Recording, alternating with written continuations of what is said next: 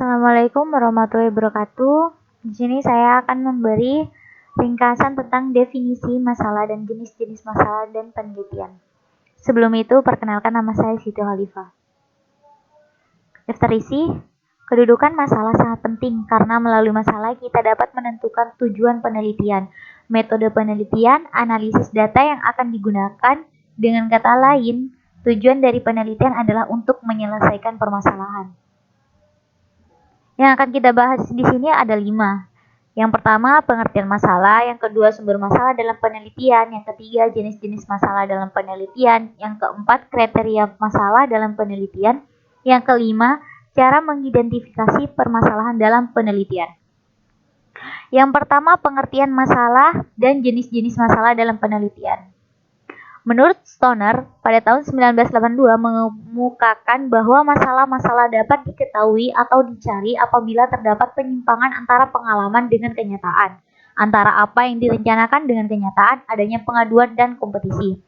Menurut Surya Brata, pada tahun 1994, masalah merupakan kesenjangan antara harapan atau desolen dengan kenyataan atau design, antara kebutuhan dengan yang tersedia, antara yang seharusnya atau what should be dengan yang ada atau what is. Penelitian dimaksudkan untuk menutupi kesenjangan atau what can be. Menurut John Dewey dan Kellinger secara terpisah memberikan penjelasan mengenai masalah berupa kesulitan yang dirasakan oleh orang awam maupun seorang peneliti. Kesulitan ini menghalangi tercapainya sebuah tujuan, baik itu tujuan individu maupun sebuah kelompok. Masalah dalam penelitian diekspresikan dalam bentuk kalimat tanya, bukan kalimat pernyataan. Yang kedua, sumber masalah dalam penelitian. Permasalahan dalam penelitian bisa berasal dari berbagai sumber, dari banyak hal seperti kebutuhan, keinginan peneliti, dan keterbatasan teori atau konsepnya. Di sini ada 6 menurut James Macmillan dan Shoemaker. Masalah dapat bersumber dari observasi, dedukasi, dan teori, kepustakaan, masalah sosial, situasi praktis, dan pengalaman pribadi. Untuk observasi merupakan masalah yang didapat dari pengamatan sebuah objek dari banyak kuantitas atau kasualitas. Masalah dalam bentuk observasi kebanyakan berasal dari hubungan antara beberapa aspek yang belum memiliki penjelasan memadai karena hal tersebut dilakukan begitu saja tanpa ada pertimbangan ilmiah. Dedukasi dari teori. Dari hasil penelitian menghasilkan banyak teori. Dari beberapa teori bisa saling menguatkan atau melemahkan satu sama lain. Untuk kebenarannya dapat dibuktikan dari rasio empiris dan praktik di lapangan. Dari banyaknya masalah yang muncul di dedukasi terhadap teori untuk mencoba keberlakuan suatu teori yang pada sekelompok objek penelitian untuk mengetahui teori tersebut untuk objek dengan karakter yang berbeda.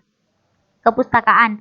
Hasil penelitian memberikan rekomendasi perlunya dilakukan penelitian ulang atau replikasi, baik dengan atau tanpa variasi. Replikasi meningkatkan validitas hasil penelitian, kemampuan untuk digeneralisasikan lebih luas. Laporan penelitian menyampaikan rekomendasi kepada peneliti lain tentang apa yang perlu diteliti lebih lanjut untuk menentukan masalah yang perlu diangkat untuk diteliti. Masalah sosial yang ada di sekitar atau yang baru menjadi berita terhangat atau hot news dapat menjadi sumber masalah penelitian. Pembuatan keputusan tertentu sering mendesak untuk dilakukan penelitian evaluatif. Hasil sangat diperlukan untuk dijadikan dasar pembuatan keputusan lebih lanjut. Situasi praktis. Yang dimaksud situasi praktis adalah masalah yang muncul setelah sebuah program akan dilaksanakan. Masalah dalam situasi praktis ini setelah melalui proses evaluasi dari sebuah program, dari hasil penelitian dan evaluasi akan dijadikan landasan keputusan sebuah program. Pengalaman pribadi. Menurut Purwanto, pada tahun 2010, pengalaman pribadi dapat menimbulkan masalah yang memerlukan jawaban empiris untuk mendapatkan pemahaman yang lebih mendalam. Sukardi pada 2009 menyatakan dalam penelitian pendidikan dapat diperoleh dari berbagai sumber terkait bidang pendidikan. Yang pertama, pengalaman seseorang atau kelompok. Yang kedua, lapangan tempat kerja. Yang ketiga, laporan hasil penelitian. Yang keempat, sumber yang berasal dari pengetahuan orang lain. Yang ketiga, jenis-jenis masalah dalam penelitian. Jenis-jenis masalah dalam penelitian ada 3, permasalahan deskriptif, permasalahan asosiatif, dan permasalahan komparatif. Permasalahan deskriptif.